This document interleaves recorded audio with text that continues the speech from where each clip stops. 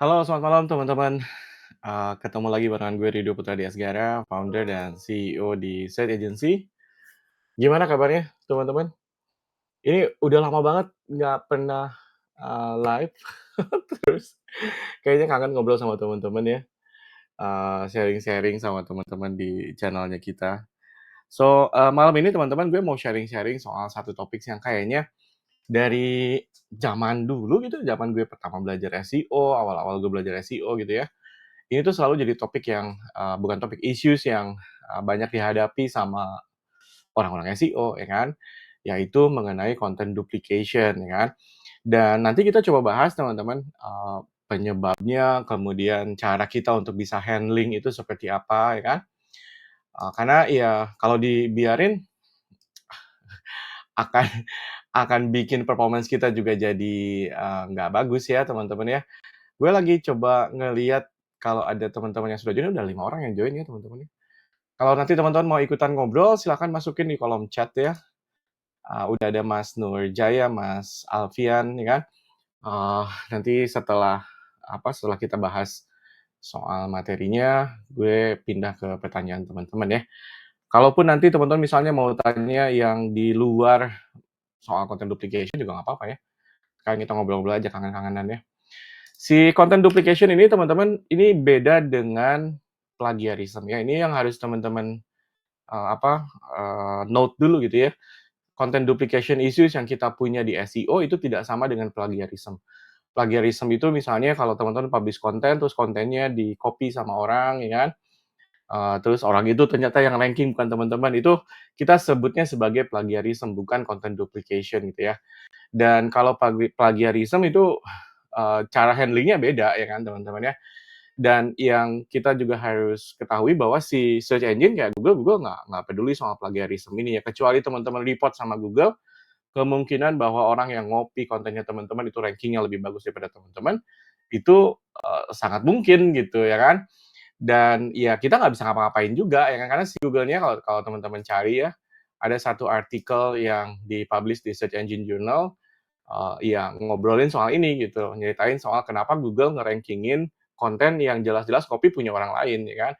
Di sini sih Google bilang ya dia sih nggak punya informasi gitu ya kalau siapa yang pertama kali publish konten itu, terus siapa yang ngopi itu bukan jadi bagian dari ranking sistemnya mereka ya kan. Dan satu-satunya cara untuk teman-teman nanti untuk handling situasi seperti ini kalau misalnya kontennya teman-teman di-copy sama orang gitu ya, terus ternyata konten orang itu yang ranking bukannya konten punya teman-teman, adalah untuk submit legal action. Legal action-nya formatnya bisa beberapa lah ya. Yang di sini dibahas adalah di MCA misalnya ya kan, Digital Millennium Copyright Act itu ya, ini salah satu yang teman-teman bisa lakukan. Nanti, bentuknya komplain yang, langsung teman-teman sampaikan ke pemilik website-nya, atau teman-teman juga bisa report kontennya melalui, channel-nya Google ya. Google punya channel untuk reporting konten yang ada di Google, nanti teman-teman pilihnya adalah Google Search ya kan. Kemudian di sini Google Search lagi, nanti teman-teman tinggal jelasin ke belakangnya kenapa, report ini teman-teman submit. Misalnya karena kontennya teman-teman di-copy ini, gue punya hak terhadap konten ini di-copy sama orang, ternyata orang lain yang tampil di hasil pencarian ya kan.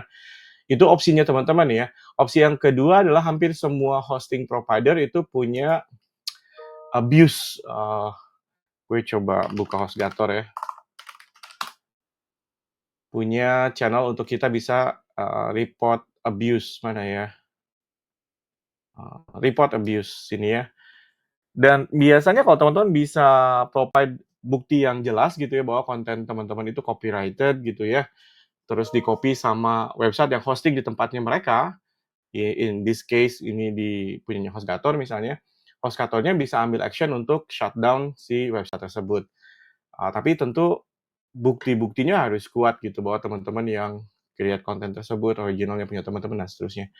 Itu satu-satunya opsi kalau misalnya teman-teman berhadapan dengan case-nya adalah si plagiarism. Tapi ya ini jalurnya lumayan terjal ya teman-teman ya, dan susah gitu kadang-kadang ya mungkin nggak berhasil juga gitu untuk dapetin, result yang teman-teman mau ya kan. Kalau, eee, yang kita akan bicarakan malam ini, kita akan fokusnya ke content duplication issues. Ini issues yang kita hadapi di SEO gitu ya teman-teman ya. Ini sebagai pembukanya. Jadi content duplication issues itu beda dengan plagiarism ya, teman-teman. Gimana sih, si content duplication ini bisa terjadi, ya kan? Apa penyebabnya? Biasanya yang paling sering teman-teman hadapi adalah 2 hal ini gitu ya. Yang pertama adalah repetitive information, teman-teman bahas satu topik yang sama di beberapa konten, teman-teman nggak sadar kalau informasi yang teman-teman publish di konten-konten tersebut itu sebetulnya sama aja, kan. Ngulang aja informasinya gitu ya kan. Eee Terlepas dari seberapa besar gitu ya percentage dari duplication-nya, mungkin duplication-nya hanya 25% atau sampai ke 50-70% duplication-nya. Karena misalnya teman-teman bicara soal topik yang sama, terus nggak sadar kalau beberapa konten yang teman-teman publish membicarakan hal yang serupa. Ini sering banget terjadi ya, terutama kalau kalau teman-teman bekerja dengan aset yang besar, aset yang sering banget publish kontennya gitu ya. Dan ya ini salah satu penyebab kenapa terjadi content duplication ya.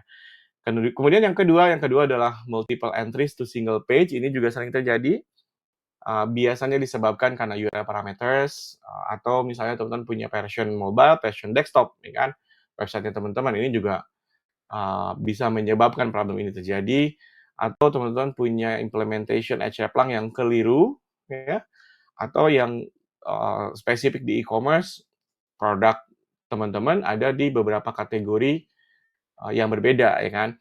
Dan kalau yang atas ini lebih ke arah, content publication-nya gitu, yang ini, technical issues. Dua yang ini yang biasanya paling sering menyebabkan kontennya teman-teman berhadapan dengan duplication issues ini ya. Si Google-nya sendiri teman-teman biasanya eee, sudah punya apa, catatan gitu ya, kalau teman-teman misalnya menghadapi isu-isu ini ya, di Google Search Console ada beberapa notes yang teman-teman bisa identify ketika teman-teman menghadapi issues duplication konten ini. Di page indexing report misalnya kalau teman-teman lihat ya, si Google itu pasti ngasih tahu ke teman-teman kalau misalnya ada konten yang menurut mereka duplicate, tapi teman-teman nggak set canonicals-nya. Teman-teman akan ketemu satu status di page indexing report, statusnya adalah duplicate without user selected canonicals, ya kan. Jadi Googlebot melakukan crawling ke beberapa halaman yang teman-teman punya, terus Google ngelihat, oh ada 2 halaman nih, sama isinya, tapi URL-nya berbeda, ya kan. Google akan pilih salah satu URL, terus yang satunya dia akan ignore. Atau kadang-kadang Google tidak akan indeks kedua halaman tersebut ya. Kenapa ini penting ya? Ini yang lagi mau gue sampaikan sama teman-teman. Si content duplication ini kalau nggak di-handle dengan baik ya teman-teman, yang pertama untuk search engine seperti Google ya, duplicated content ini nggak punya value untuk audiensnya, karena search engine seperti Google dia maunya adalah melengkapi kebutuhan informasi dari audiens mereka yang melakukan pencarian gitu ya. Dan tidak ada untungnya untuk mereka menyampaikan hasil pencarian yang mirip-mirip sama ya kan. Google sih pengennya setiap konten yang tampil dari pencarian itu punya value yang berbeda untuk audiensnya mereka, supaya kebutuhan informasi dari audiensnya mereka terpenuhi, ya kan. Dan jadinya kalau kontennya teman-teman duplicated, ya untuk search engine seperti Google jadinya less valuable untuk mereka tampilkan di hasil pencarian, ya kan.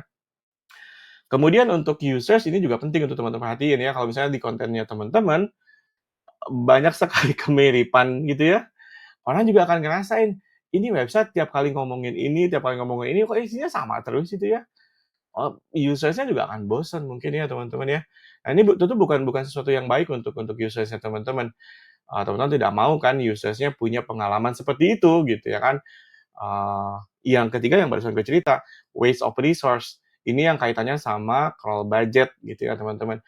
Yang kita harus ingat sebagai pemilik website, proses crawling, proses indexing dari Google itu kan gratis memang ya. Tapi jangan lupa bahwa setiap kali Google melakukan crawling, Google melakukan indexing, itu ada resource yang digunakan sama si Googlebot ya kan. Ada biayanya, ada cost-nya ya kan. Dan Google tentu saja tidak mau resource tersebut, biaya tersebut, cost tersebut jadi sia-sia. Dan ya salah satunya adalah karena Google menghabiskan waktu untuk melakukan crawling ke beberapa URL yang mengarah ke satu konten yang sama gitu ya kan. Eee, ya ini kalau terus-terusan terjadi biasanya jadi signal yang negatif untuk Googlebot yang teman-teman nanti akan lihat dampaknya terhadap behavior Googlebot ketika berinteraksi dengan kontennya teman-teman. Crawl rates-nya turun gitu ya, Atau enggak teman-teman akan menghadapi issues di mana setiap kali teman-teman publish konten, konten tersebut di-crawl, di-indeks sama Google-nya, butuh waktu yang lama nunggunya gitu ya kan. Dan ya ini penyebabnya bukan karena apa-apa, karena teman-teman sendiri tidak care soal duplication issues ini, yang membiarkan Googlebot menghabiskan resource mereka untuk melakukan crawling, untuk melakukan indexing terhadap konten-konten yang duplicated ya kan. Eee, ya harus kita perbaiki ya kan teman-teman ya. Yang pertama nih, kita akan bahas dulu soal repetitive information ya. Dan ini juga kadang-kadang memang nggak sadar karena ya kita udah publish konten banyak gitu ya. Terus kan kadang-kadang apalagi kalau teman-teman bekerja dengan topik ownership strategi kayak gue ya. Di topik cluster-nya teman-teman kan mungkin saja ada beberapa search queries yang saling, apa ya, berdekatan gitu ya di topik cluster-nya teman-teman. Yang nantinya ketika teman-teman create konten untuk search queries tersebut, kemungkinan besar kalau teman-teman nggak hati-hati ada repetitive information di sana ya kan. Dan repetitive information-nya, bisa banyak, bisa sedikit gitu ya kan. Ini yang harus kita perhatiin dari awal. Gue coba buka taksonomi research-nya kita ya, teman-teman. Bukan sesuatu yang jarang terjadi ya, teman-teman. Coba gue buka topik klasternya ya. Kayak gini deh misalnya ya, teman-teman ya. Ini kan ada satu klaster nih, ya kan. Satu klaster ini kan kemungkinan besar kalau teman-teman nggak hati-hati ya, informasinya tuh kebutuhan informasinya mirip-mirip gitu ya kan. Ini yang butuh perannya teman-teman untuk menentukan search queries mana saja yang akan teman-teman bahas dalam satu konten yang unik gitu ya, yang terpisah gitu ya. Supaya nanti ketika teman-teman pindah ke search queries yang lain, di konten untuk search queries ini, tidak ada informasi yang berulang, tidak ada bagian-bagian yang mirip dengan konten yang sebelumnya sudah teman-teman publish ya kan. Ini yang kadang-kadang suka tricky ya, teman-teman harus lihat kebutuhan informasinya untuk setiap search queries yang teman-teman identify di si topik cluster-nya teman-teman. Kalau enggak, nanti konten-kontennya ya udah mirip-mirip aja isinya, cuma ngulang informasi aja. Yang bedanya mungkin hanya beberapa bagian aja gitu ya kan, sisanya sama semua. Nah, ini yang tidak boleh terjadi. Setiap konten yang teman-teman publish harus punya unique point of view terhadap topik yang teman-teman mau kerjakan ya kan. Biasanya ini kita handle di awal ketika kita masuk ke bagian content planning. Di content planning teman-teman sudah memastikan bahwa setiap content brief yang teman-teman buat ya, itu punya kandungan informasi yang unik, punya point of view yang berbeda dengan konten-konten yang sebelumnya sudah teman-teman publish ya. Tapi kan let's say misalnya teman-teman sudah bekerja dengan website yang established gitu ya, sudah publish konten banyak ya kan. Kan, ya tugasnya teman-teman untuk identify ini ya. Yang biasanya gue pakai adalah si Screaming Frog ya, gue coba pindah ke layanan Screaming Frog ya.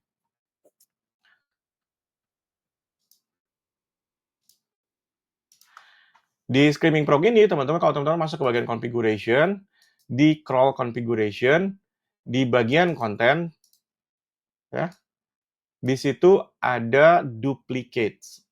Dan di sini teman-teman bisa set berapa persen similarity antara konten yang teman-teman punya ya, yang teman-teman mau masukkan ke dalam duplicates kategori gitu ya. Percentage-nya teman-teman bisa mulai dari yang paling kecil, let's say misalnya 50%, kalau 50% konten itu sama gitu ya, teman-teman tandain sebagai duplicates. Sampai ke yang paling mendekati misalnya ya kan, yang semuanya sama 90% ya kan. Gue biasanya pakainya antara 50 sampai 70%. Karena kalau konten gue 50% isinya sama dengan konten yang lain di URL yang berbeda, ya buat gue itu repetitive information gitu ya kan. Dan ini teman-teman bisa ubah di sini nih. Masukin angka percentage-nya, let's say kita mau lihatnya misalnya 70% ya kan. Ketika teman-teman selesai crawl, teman-teman lihat di bagian konten. Ya. Dan di sini teman-teman nanti cek apakah ada duplication atau enggak gitu ya. Nanti duplication-nya muncul di sini nih, closest similarity match sama near duplicates. Kalau misalnya ada konten yang duplicate atau konten yang near duplicate, teman-teman akan lihat di sini. Ya, ini kebetulan nggak ada ya teman-teman ya. Dan detailnya nanti teman-teman bisa lihat di bagian bawah di sini. Ini akan membandingkan dua konten yang teman-teman punya, duplikasinya ada di mana gitu ya. Mungkin gue coba cek konten yang lainnya sebentar ya.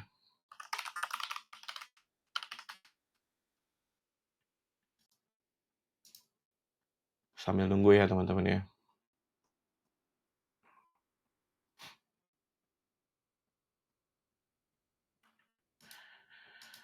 Di crawl configuration, di bagian konten, set ininya nih, enable near duplicates. Near duplicate similarity threshold-nya teman-teman tentukan opsinya yang menurut gue paling ideal adalah antara 50 sampai 70%.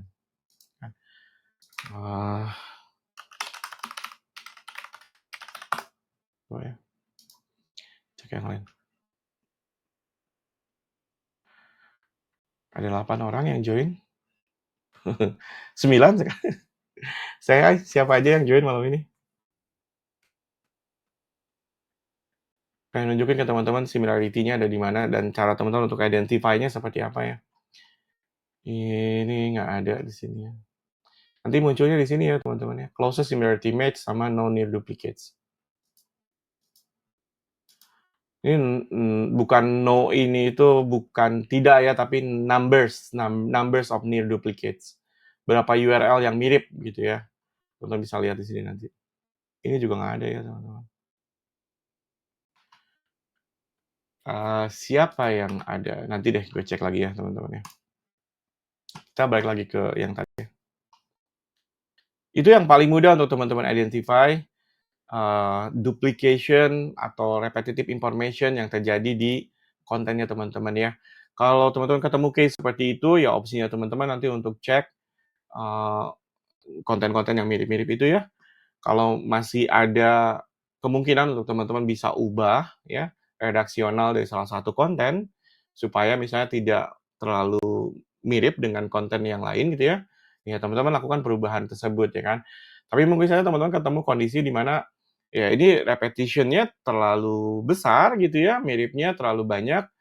Ya opsinya adalah untuk hilangkan salah satu, teman-teman keep salah satu yang menurut teman-teman paling punya opportunity untuk bisa perform di search ya kan. Jangan sampai teman-teman biarkan duplication issues ini karena ya untuk audiens teman-teman terutama ya pengalaman mereka akan jadi jelek kalau misalnya mereka konsumsi beberapa konten yang kita punya terus dia lihat kok di website ini konten yang ini bahas yang sama dengan konten yang lain ya kan. Nggak bagus kalau seperti itu ya. Itu yang cara yang paling mudah terutama kalau teman-teman bekerja dengan website yang besar ya, pakai Screaming Frog, terus cek pakai duplicates. Penyebab yang kedua, ini yang tadi kita bahas sebagai technical issues ya. Yang pertama adalah biasanya URL parameters yang jadi salah satu penyebab terjadinya multiple entries terhadap satu konten yang teman-teman punya ya. Gue kasih contohnya seperti ini, misalnya teman-teman punya URL https example.com/shoes.html, ini main URL-nya teman-teman ya. Terus URL ini bisa diakses ketika ada URL parameter yang misalnya ini karena filter gitu ya, seperti ini ya, example.com/shoes.html color black gitu ya. Ini sebenarnya mengarah ke halaman sepatu yang sama, tapi di filter yang warnanya hitam gitu ya. Problemnya adalah kalau di e-commerce seperti ini, filter ini kan hanya merubah sedikit sekali gitu dari halaman tersebut gitu ya kan. Elemen-elemen lainnya termasuk produk properties-nya ya kan, image yang ditampilkan kadang-kadang, harga dan seterusnya sama semua ya kan. Ini mirip seperti yang bawahnya nih, ini kalau ini color, ini size-nya 42 gitu ya. Ini juga sama nih pakai filter juga. Dan ini kan jadi multiple entries untuk satu halaman ini.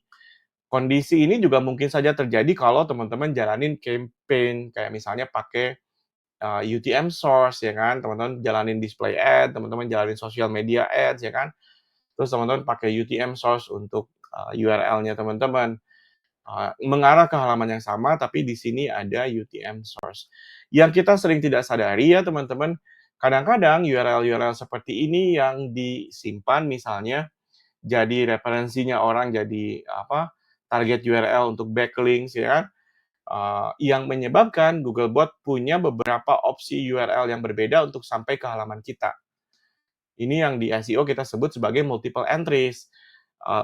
Kalaupun bukan eksternal seperti barusan gitu ya, kadang-kadang kita sendiri juga suka lupa. Kita naruh link ke halaman ini misalnya di halaman yang lain, naruh linknya ke sini ya kan. Dan linknya do follow, diikutin sama Googlebot. Ketika Googlebot crawling halaman tersebut, kok dia bilang gue udah tahu kok ada halaman ini URL-nya beda dengan yang ini tapi kan. jadi multiple entries untuk halamannya teman-teman.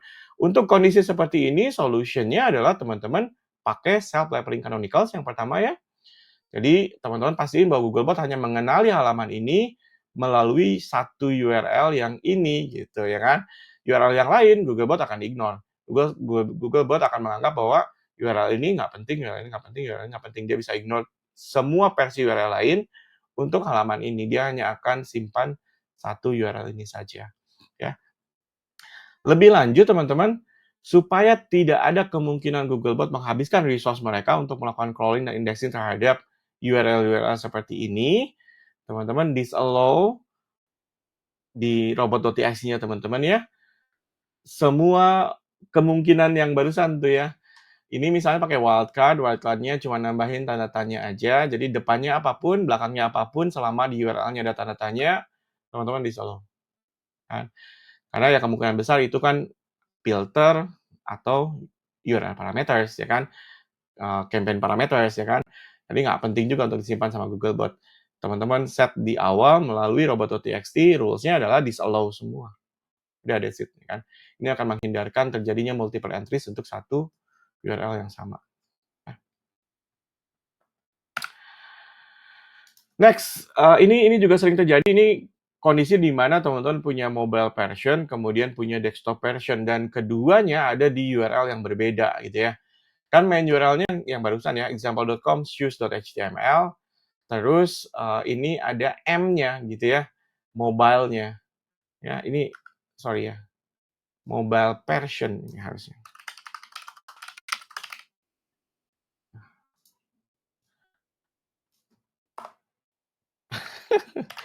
Kelewat, sorry. Ini yang mobile version-nya kan. Kan sebetulnya keduanya kemungkinan besar isinya sama kan, hanya cara teman-teman untuk menampilkan elemen-elemen di halaman tersebut aja yang berbeda ya kan. Karena kebutuhan screen-nya yang berbeda. Kalau kondisinya seperti ini, solutionnya yang pertama yang seperti tadi, self-leveling canonical harus ada. Yang kedua adalah teman-teman masukin alternate URL untuk mobile version dari halaman teman-teman. Kan?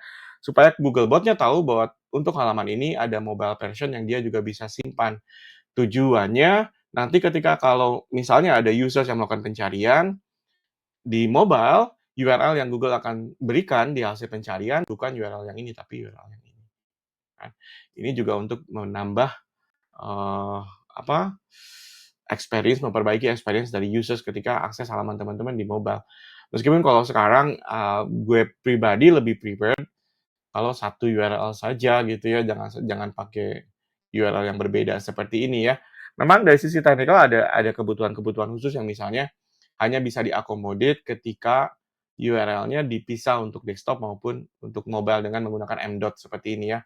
Ada kondisi seperti itu. Tapi kalau teman-teman nggak punya kondisi yang mengharuskan teman-teman untuk punya separated URL, ya, ya nggak better pakai si responsif aja dengan satu URL aja ya.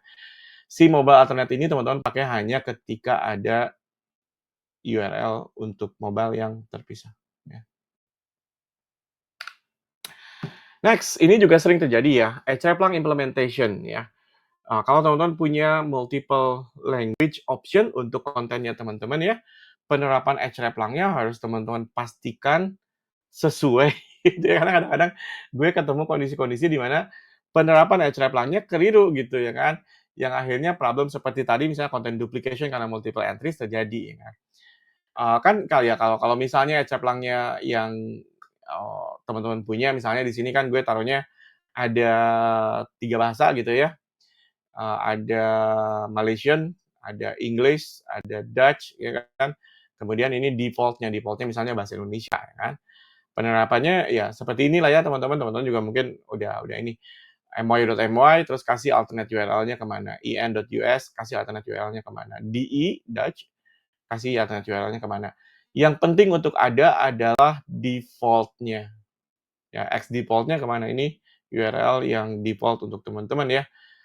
Kalau di case-nya yang ini misalnya ini untuk bahasa Indonesia, ya udah example.com/use.html kan.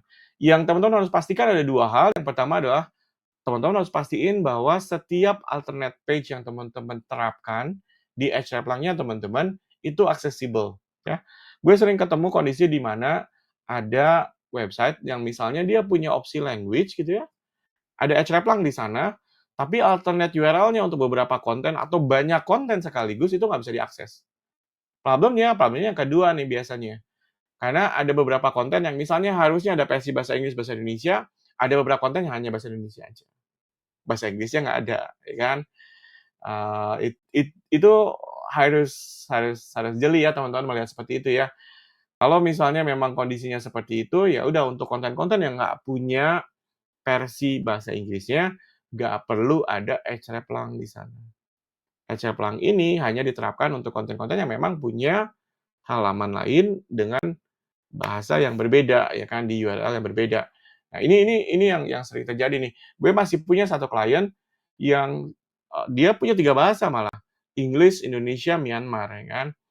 Tapi ya yang English sama Myanmarnya itu nggak pernah di-update, yang di-update sama gue cuma bahasa Indonesia aja.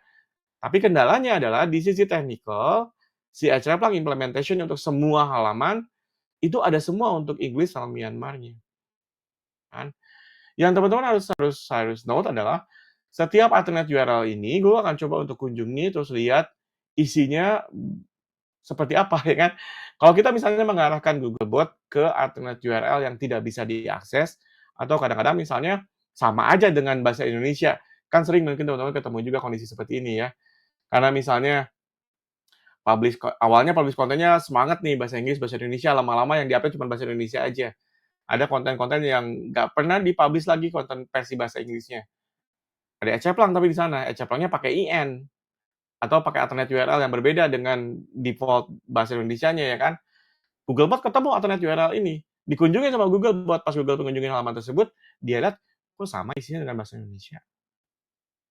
Itu yang sering terjadi ya teman-teman ya. Makanya ada 2 hal yang teman-teman harus pastiin. Yang pertama alternate page-nya aksesibel, yang kedua kalau teman-teman mau menjalankan asetnya multi language, pastiin konsisten bahwa setiap halaman yang teman-teman punya ada versi untuk setiap language option yang teman-teman sediakan. Kalau ada kondisi di mana ada halaman yang tidak punya versi bahasa tertentu misalnya, hreflang-nya harus teman-teman alter, harus teman-teman ubah, supaya tidak ada alternate URL yang mengarahkan Googlebot ke halaman yang misalnya isinya sama atau nggak aksesibel, ya. Next, ya. Ini case yang terjadi biasanya untuk e-commerce ya teman-teman. Multiple categories untuk satu produk yang sama. Gue kasih contohnya seperti ini misalnya. example.com/shoes/adidasamba.html. Si Adidas Samba-nya fall in ke shoes kategori, ya. Tapi si Adidas Samba ini juga dimasukin kategori yang lain nih. Example.com running/adidasamba.html. Ada 2 versi URL, yang satu melewati kategori shoes, satu lagi melewati kategori running kan, untuk satu produk yang sama Adidas Samba kan. Dan ini juga kondisi yang sering terjadi karena ada beberapa platform e-commerce gitu ya, yang membolehkan teman-teman untuk setting produknya teman-teman di beberapa kategori yang berbeda. Ketika publish itu teman-teman bisa pilih beberapa kategori yang berbeda untuk satu produk yang sama ya kan. Untuk kondisi yang seperti itu, teman-teman pastiin lagi di platformnya apakah si platform itu juga menerapkan canonicals terhadap salah satu URL utama yang jadi main kategoris untuk produknya teman-teman ya. Kalau misalnya platformnya nggak menerapkan canonicals ke main kategorinya, teman-teman sendiri yang harus terapkan ya kan. Teman-teman pilih mana kategori yang teman-teman mau pakai untuk produk ini. Itu yang jadi canonical URL targetnya. Kayak di sini misalnya ya udah memang bisa diakses lewat 2 URL berbeda halaman Adidas Samba ini, tapi URL utamanya adalah yang shoes. Ya. URL lainnya ya udah Google akan ignore itu karena kita sudah bilang sama Google, ini URL utamanya. Example.com shoes Adidas Samba. Ketika Google ketemu URL ini, either itu dari blognya teman-teman misalnya, atau ada internal link dari konten yang lain, atau ada inbound links dari website lain ke URL yang ini, Googlebot crawling ke URL yang ini, dia ketemu canonicalnya, dia akan ignore URL yang ini. Si adidasamba.html-nya, menurut indeksnya Google, adanya hanya di satu URL ini saja. Gitu teman-teman ya. Itu, beberapa kondisi yang sering terjadi ya teman-teman untuk duplication ya.